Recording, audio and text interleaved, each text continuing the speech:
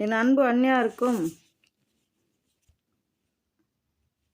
Captain அண்ணா மகன்களுக்கும் தேமுதிக தொண்டர்களுக்கும் உலக தமிழக மக்களுக்கும் கேப்டன் அண்ணா தமிழக ரசிகர்களுக்கும் ஊடக நண்பர்களுக்கும்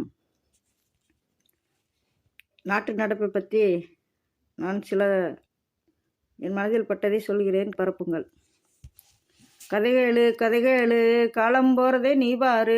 விலைவாசி எல்லாமே விஷம் போல ஏறுதுங்க, ஜிஎஸ்டி வரியால் சிரமத்தின் உச்சத்துக்கே போயிட்டோங்க, இதை நினச்சித்தான் நாம் சிக்கனமாக வாழணுங்க, விளைச்சல் எதுவும் இல்லாமல் மனுஷங்க பணமாக தான் வாழுறாங்க, அரசியல் ஒரு சாக்கடைன்னு அறிஞர் அண்ணாவும் சொன்னாருங்க,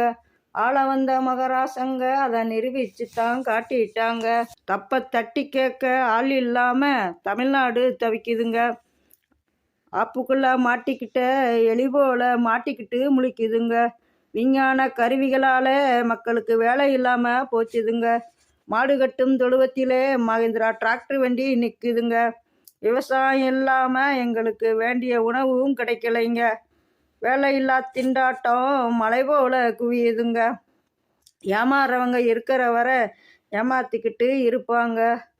உங்கள் வாக்குகளால் அவர்களை எதுவும் சொல்ல வேண்டாம், உங்கள் ஓட்டுகளால் போட்டு தமிழ்நாட்டை காப்பாற்றணுங்க, இது எண்ணி நீங்கள் பார்க்கணுங்க, ஏற்ற நேரத்தை பயன்படுத்தணுங்க,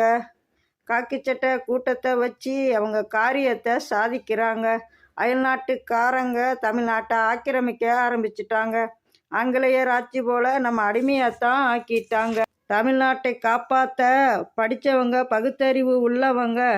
அந்நியாருக்கு தோள் கொடுத்து தமிழ்நாட்டை காப்பாற்ற ஆரம்பத்திலே தடுத்து நிறுத்திடுங்க, இல்லைன்னா தமிழ்நாடு இல்லாமல் காணாமத்தான் போயிருங்க.